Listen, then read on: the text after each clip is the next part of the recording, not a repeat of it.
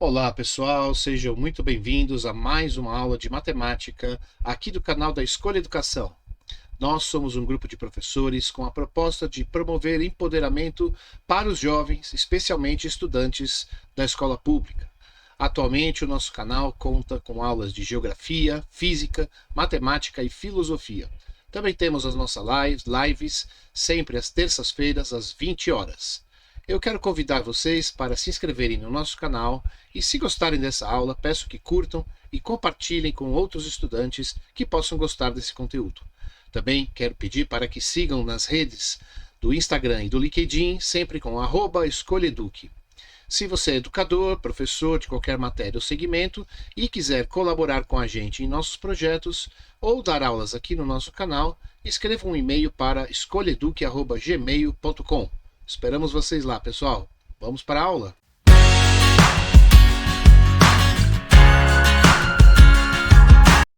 Bom, pessoal, bem-vindo então à aula de números complexos, número 1. Eu vou procurar fazer várias aulas mais ou menos curtas, para que não fique pesado e você possa assistir pequenas pílulas de números complexos. Este é um tema muito importante. Tradicionalmente, ele é dado no terceiro ano do ensino médio. Então, se você é um aluno do primeiro ano ou do segundo ano do ensino médio, talvez ainda seja cedo para você assistir essa aula, mas nada lhe impede, né, também de ver. Mas eu estou pensando em alunos do terceiro ano do ensino médio que já têm um conhecimento prévio aí de equações de segundo grau, polinômios, faturação de polinômios, principalmente trigonometria. E este é um tema que tem uma beleza natural, ele é um tema, por isso que ele é dado no fim do curso do ensino médio, né? Porque ele envolve várias outras matérias e de alguma forma ele é um coroamento desse sistema dos conjuntos numéricos que nós vamos revisar hoje.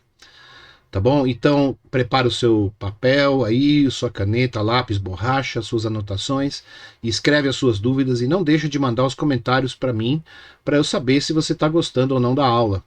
E assim eu posso ir conduzindo as outras aulas de acordo com as suas dificuldades. Tá bom? No final da aula eu vou deixar alguns exercícios para vocês fazerem e eu vou comentar na aula 2 as soluções desses exercícios. Vamos lá então?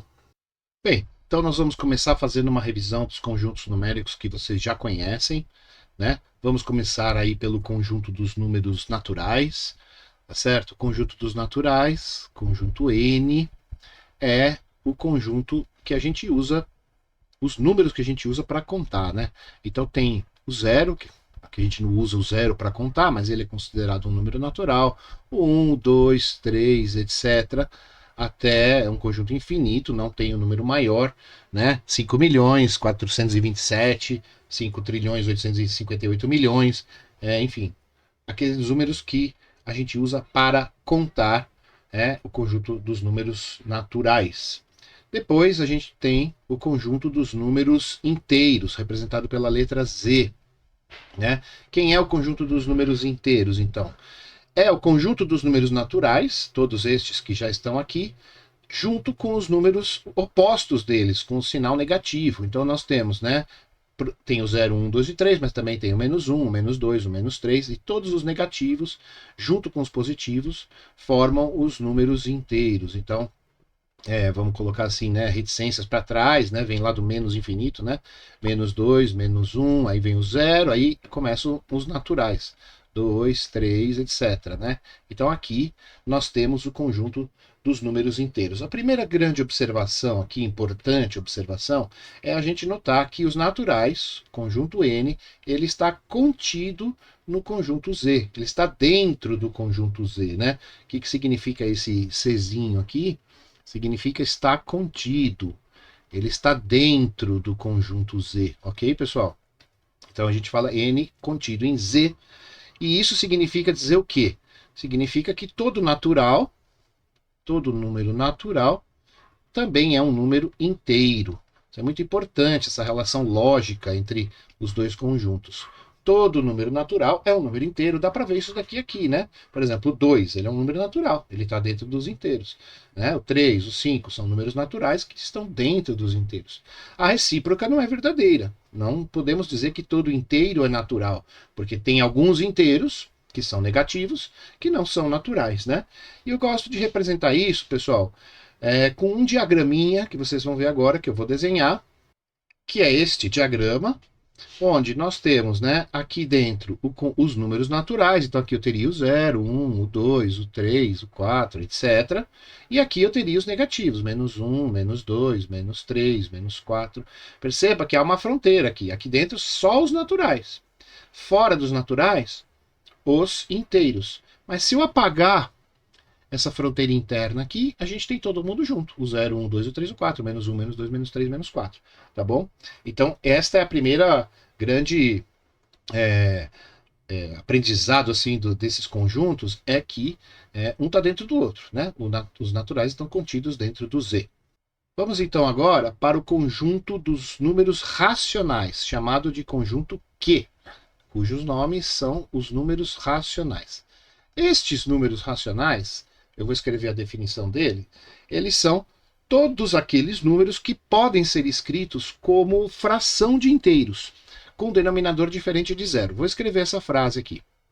Então é isso. Por exemplo, se você pegar o número 2 no numerador e o número 5 no denominador, você tem o número racional 2/5. Tá bom, pessoal? Se você pegar, por exemplo, o número menos 3 no numerador e o número 4 no denominador, você tem o número racional menos 3/4. Perceba que o menos poderia estar em cima, poderia estar embaixo, poderia estar nos dois, né? Então, esses daqui são exemplos de números racionais. Se você pegar o 1 no numerador e o 3 no denominador, você tem o número racional 1/3 e assim por diante, tá? Vamos lembrar que os números racionais, eles podem ser escritos como frações, como eu escrevi agora, mas eles também podem ser escritos como números decimais. Por exemplo, 2/5 ele é equivalente ao número decimal 0,4. A fração menos 3/4 ela é equivalente ao número decimal menos 0,75.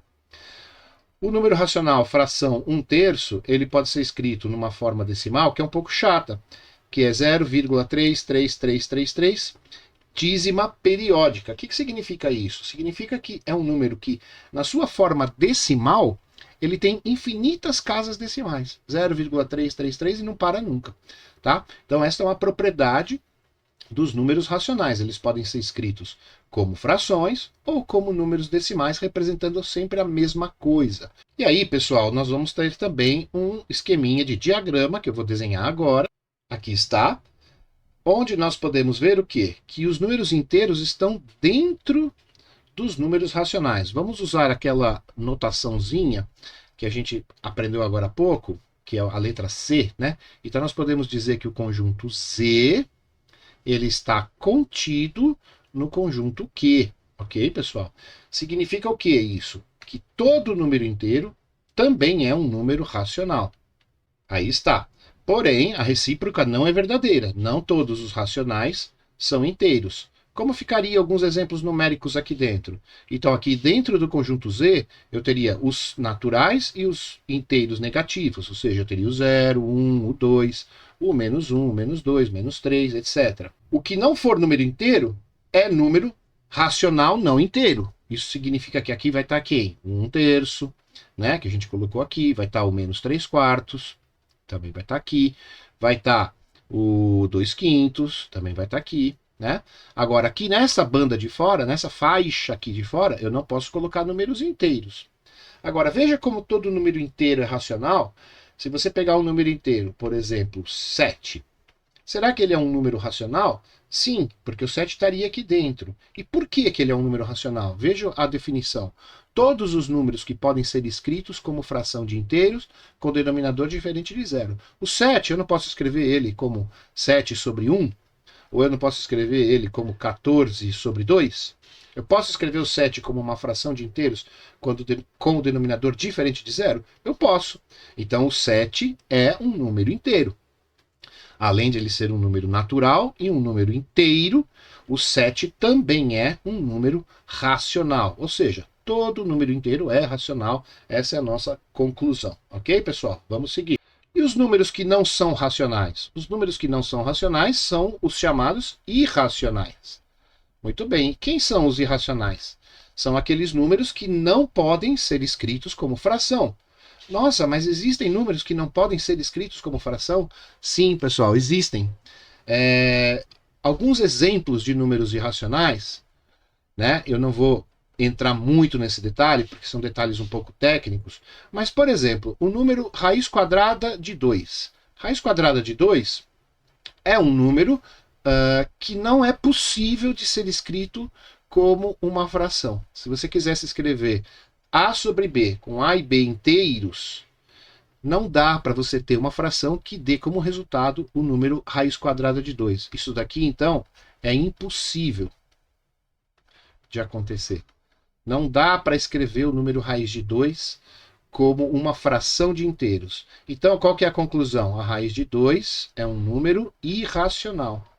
Ele não pode ser escrito como fração. Assim como a raiz de 2, tem infinitos outros exemplos, né? E, em geral, as raízes, né, de números que não têm como resultado, que não são quadrados perfeitos, né? Por exemplo, raiz de 3, raiz de 5. Não só as raízes quadradas, mas as raízes cúbicas, as raízes quartas, da maioria dos números, raiz cúbica de 10, raiz quarta de 5, etc. Essas raízes, elas são irracionais. Cuidado para não confundir, por exemplo, a raiz de 4. A raiz de 4 é um número racional.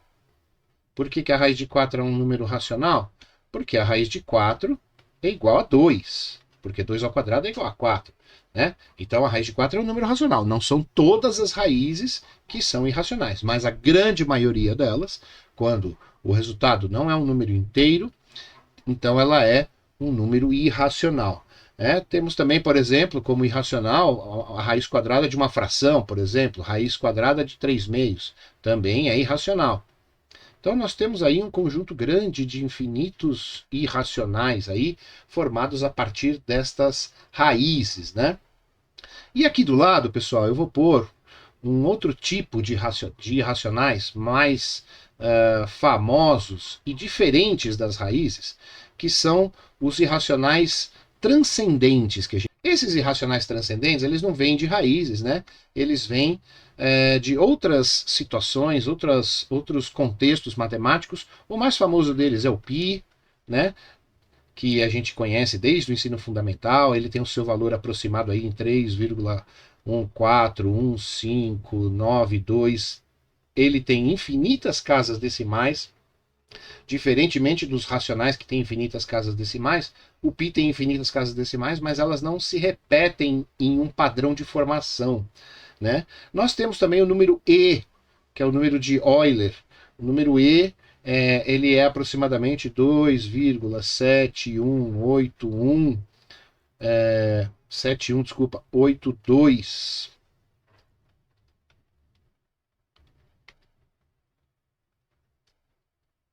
81, etc. Também infinitas casas decimais. Número de Euler, né? E também temos o número φ, que é o número de ouro, da razão áurea lá, que é 1,618033, etc. Também com infinitas casas decimais. Esses números irracionais têm a mesma propriedade que eu expliquei agora. Não é possível de escrevê-los como uma fração. Não existem dois números inteiros que, colocados como fração, resultam nestes números. Assim como não há dois possíveis inteiros que, colocados numa fração, resultem nestes números. Estes são os irracionais. Vamos adiante. Então agora nós vamos construir o conjunto mais importante de números da matemática, que é o conjunto R, que é o conjunto dos números reais. Este é o conjunto com o qual os matemáticos mais trabalham, porque ele envolve todos os números conhecidos. Ele envolve toda a possibilidade de cálculos que nós tivemos no desenvolvimento das ciências foram feitas através deste conjunto de números. E quem são os reais? Ora, os reais não são nada mais, nada menos que os racionais, que é o conjunto Q, mais os irracionais. Ou seja, eu vou pegar os racionais, aqueles que são possíveis de ser escritos como fração, e vou juntar com os irracionais, os que não são possíveis de escrever como fração, e aí eu vou ter, então, os números reais. E aí vamos representar de novo num diagrama. Aqui está o nosso diagrama. Nós vamos dizer, então, que o conjunto Q dos racionais está contido no conjunto R dos reais. De novo, o que quer dizer isso? Que todo racional é real, mas a recíproca não é verdadeira. Então, todo racional é real, porém, nem todo real é racional. Claro, por exemplo, eu tenho aqui a raiz de 2. A raiz de 2, ele é um real, mas ele não é racional, então ele tem que ficar fora dessa bolinha aqui. Agora tem 1/3. 1/3 é um racional. Ele, além de ser um racional, ele também é considerado um número real por definição. A definição do conjunto dos números reais é essa, é juntar os racionais com os irracionais. Então aqui eu vou ter o π, ele não é racional, ele está aqui fora. Aí eu vou ter o 5. O 5 é um inteiro, natural, então ele está aqui dentro. Tá? Então, esta relação é muito importante. Agora, pessoal, o que acontece? O que é que nos vai levar à existência do conjunto dos números complexos? Existem limitações dos números, limitações do conjunto R. Limitações na resolução de alguns problemas. Eu vou mostrar para vocês um problema que vocês sabem como resolver, ou pensam que sabem como resolver, mas vão ver que, e vocês já devem ter ouvido falar, que não tem solução.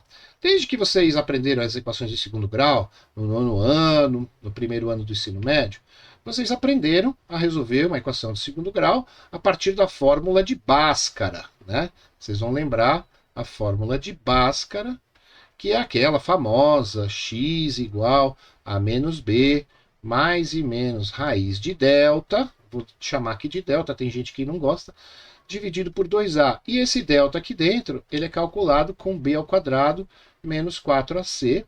Não vou entrar em detalhes, vou já entender que vocês já sabem usar essa fórmula. E vou me pôr agora a calcular o seguinte, a resolver a seguinte equação de segundo grau.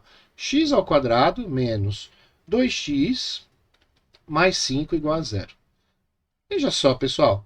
Equação simples de segundo grau, que você deve estar falando, essa eu sei fazer. O A é igual a 1, né? Então vamos escrever aqui, só para relembrar. O A é igual a 1, o B é igual a menos 2, e o C é igual a 5. Basta substituir o A, o B e o C aqui na fórmula de Bhaskara, que eu vou encontrar o resultado do x. Eu vou encontrar a solução, normalmente são duas soluções. Vamos fazer isso então? Vamos lá.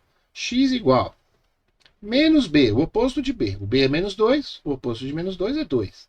Mais e menos. Raiz quadrada, vamos puxar uma raiz grandona aqui. Menos b, aqui ó. Desculpa, a raiz quadrada de delta. Quem que é o delta? B ao quadrado menos 4ac. Vamos aqui então. B ao quadrado menos 2 ao quadrado. Menos 2 ao quadrado, 4 positivo.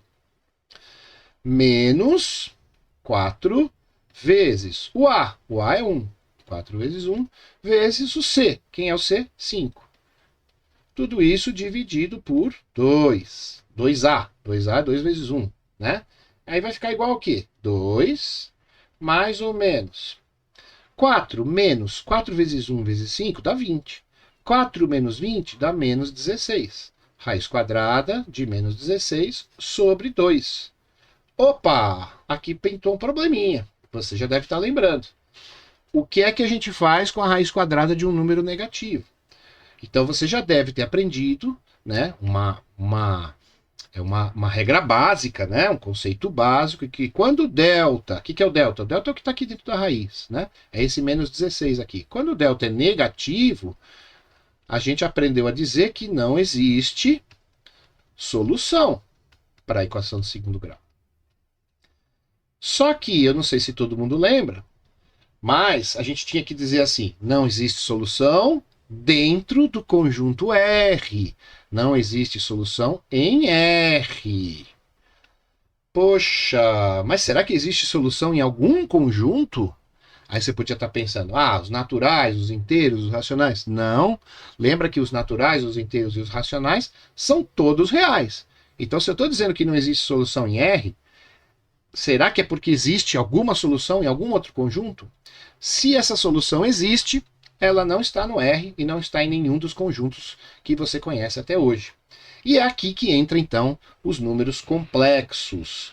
Tá bom, pessoal? Vamos seguir. É aqui, então, que a gente chega na segunda parte da nossa aula, que é a aparição, né, do conjunto C dos números complexos. Mas por que ele surge? Bem, vamos voltar aqui em cima para ver que a gente tem um problema, que é como resolver a raiz quadrada de um número negativo. Vamos lembrar de uma coisa? A raiz quadrada de um número positivo, por exemplo, a raiz quadrada de 16, eu sei que é 4. Por que a raiz quadrada de 16 é 4? Muito fácil, professor. Porque 4 ao quadrado é igual a 16. Então isso daqui é muito fácil. Mas e a raiz quadrada de menos 16? Qual que é o número que elevado ao quadrado dá menos 16? Número real nenhum ao quadrado dá negativo. Todo número real elevado ao quadrado, então se você considerar um número x qualquer e dizer que ele pertence aos números reais, esse ezinho aqui significa pertence, pessoal. Não falei antes, né? Se você pegar um número x que pertence aos números reais, com certeza, se você elevar ao quadrado, esse número vai ficar positivo, ou no máximo ele vai ser zero. Não tem como um número real elevado ao quadrado ser positivo. Então não tem como ter um número real cuja raiz quadrada é menos 16. Mas os matemáticos foram muito criativos, e o que eu estou contando agora é só uma simplificação da história. A história da matemática é muito mais complexa, é muito mais bonita do que eu posso falar agora. Mas, resumidamente, os matemáticos imaginaram uma coisa que não existia e falaram, e se ela existisse? Né? Se a raiz quadrada de menos 16 não existe, mas e se ela existisse? Por exemplo, vamos imaginar uma coisa chamada unidade imaginária. Essa unidade imaginária, nós vamos chamar ela pela letra I, ok? Então essa nossa unidade imaginária vai ser chamada de I. Atenção, I não é uma variável, tá bom? Vou deixar até uma observação aqui. I não é uma variável, não é igual um X, um A, um B, que você está acostumado a lidar na matemática, na álgebra. I é um número, mas não é um número real também. É uma unidade imaginária. E vamos dizer que esse I tem uma propriedade muito legal, que ele, quando elevado ao quadrado, resulte em menos 1. Ou seja, eu estou inventando uma coisa, que é um número que não é um número real, não é uma variável. Estou chamando essa coisa de I e estou dizendo, olha, essa coisa, se elevado ao quadrado, dá um número negativo. Faz de conta que isso aqui existe. Nossa, mas se isso existisse seria muito bom, porque olha o que aconteceria. Vamos descer um pouquinho. Se eu quisesse calcular a minha raiz de menos 16, a raiz quadrada de menos 16, eu penso assim, olha só, o menos 16, ele não é 16 vezes menos 1, concorda? Menos 16 que está aqui dentro da raiz é 16 vezes menos 1. Então eu quero calcular a raiz quadrada de 16 vezes menos 1, correto? O menos 1, ele é a minha unidade imaginária. Quer dizer, ele não é a minha unidade imaginária, ele é a minha unidade imaginária ao quadrado. A minha unidade imaginária é o I. Mas eu disse que I ao quadrado dá menos 1. Então, menos 1 eu posso trocar por I ao quadrado. Olha que legal. Então, em vez de escrever 16 vezes menos 1, eu vou escrever 16I ao quadrado. E aí, se eu pudesse aplicar as mesmas regras dos números reais, 16i quadrado, qual é o número que elevado ao quadrado dá 16i ao quadrado? 4i. 4i ao quadrado daria 16i ao quadrado. Então eu estou agora inventando um significado, olha que legal. Estamos inventando um novo significado para uma coisa que não existia. Matemáticos são especialistas em fazer isso, em resolver problemas que não estavam resolvidos, que pareciam impossíveis. E então eles criaram esta forma de interpretar É uma forma nova de interpretar a raiz quadrada de um número negativo. No caso, eu estou dando como exemplo o menos 16. Então, a raiz quadrada de menos 16 passaria a existir e o resultado dela seria 4i. Mas esse 4i não é um número real. Nós já aprendemos isso antes. Não vamos achar que ele é um número real. Ele é uma coisa nova. Ele é um número complexo. Esta é a grande sacada. Este 4i seria um número complexo. Ele é um número que estaria dentro de um novo conjunto de números que está por cima, ou por fora, ou englobando os números reais. Ele é um número complexo. Tá bom, pessoal? E esses números complexos, eles vão se juntar num novo conjunto chamado o conjunto dos números complexos, que vai ser o conjunto C. O conjunto dos números complexos, que ainda nós estamos começando a visualizar. O conjunto dos números complexos, tá bom? Vamos só, para essa aula não ficar muito longa, terminar de resolver o nosso probleminha original. Qual era o nosso probleminha original? Vamos voltar lá. Resolver a equação de segundo grau, x ao quadrado menos 2x mais 5 igual a 0. Vou até copiar ela aqui. Pronto, copiei ela aqui e agora nós vamos tentar usar essa nova ideia para ver o que vai acontecer, tá bom? Então, x ao quadrado menos 2x mais 5 igual a 0. Então vamos lá, vamos começar de novo. Fórmula de Bhaskara. X igual a menos b, o oposto de b, 2. Mais e menos, raiz quadrada de b ao quadrado é 4, menos 4, vezes o a, que é 1, vezes o c, que é 5, dividido por 2 vezes 1, que é 2a. Isso vai dar 2 mais e menos, raiz quadrada de 4 menos 20, que vai dar menos 16, tudo isso dividido por 2. E aqui, antes de conhecer os números complexos, nós parávamos e diziam, olha, não há solução para esta equação no conjunto R. Mas, se eu ampliar o meu conhecimento, se eu ampliar a possibilidade de dar significado para a raiz quadrada de menos 16, talvez eu encontre a solução. Então, como que nós continuaríamos isso? 2 mais e menos. Agora, o que a gente falou agora há pouco? O que é a raiz quadrada de menos 16? É 16 vezes raiz quadrada de 16 vezes menos 1, que é 16 ao quadrado, que é 4i. Então, a nossa raiz de menos 16 tem um novo significado, que é 4i. Então, nós vamos escrever aqui 4i. 2 mais e menos, raiz de menos 16, ou seja, 4i. Lembrando que o i não é um número real. O i não é uma variável, não é uma letra, não é um x. Ele é a unidade imaginária que vai formar parte desses novos números, deste novo conjunto chamado conjunto dos números complexos, tá bom? Tudo isso dividido por 2. E agora eu vou aplicar propriedades que eu já conheço. 2 dividido por 2 vai dar 1, mais e menos, 4i dividido por 2, 2i. Então aqui eu tenho dois números. Que números que eu tenho? Que eu vou escrever na minha solução. Os números 1 mais 2i e o número 1 menos 2i. Estes números, 1 mais 2i e 1 menos 2i, são chamados de números complexos, ou números imaginários. Eles pertencem ao conjunto C, né? Ao conjunto C dos números complexos. E nós vamos ver que eles têm uma estrutura algébrica interessante. Porque ele não é só a unidade imaginária, ele tem um numerinho na frente da unidade imaginária e tem um outro número somando aqui. Ah, não posso somar esse 1 mais 2i? Ainda não. Ainda não podemos pensar nisso. Nós apenas pegamos uma equação de segundo grau que nós mais ou menos já sabíamos começar e demos um novo significado para a raiz de menos 16. O que significou para nós a raiz de menos 16? Nós transformamos isso num número chamado 4i. E aí fizemos operações básicas e chegamos em 1 mais 2i e 1 menos 2i. Estes números são chamados de números complexos. Nós vamos ver muitos outros exemplos nas próximas aulas. Por hoje eu vou ficar por aqui e eu vou deixar para vocês mais duas equações de segundo grau para você resolver para a próxima aula. Tá bom? Você resolve e manda as suas soluções lá nos comentários da aula e na próxima aula eu vou corrigir. Então, aqui estão as duas equações que eu estou deixando para vocês fazerem de exercícios. Façam um print aí da tela. Resolvam estas equações para a próxima aula de números complexos 2. Tá bom, pessoal? Obrigado pela aula. Deixem seus comentários aí nos chats e até a próxima.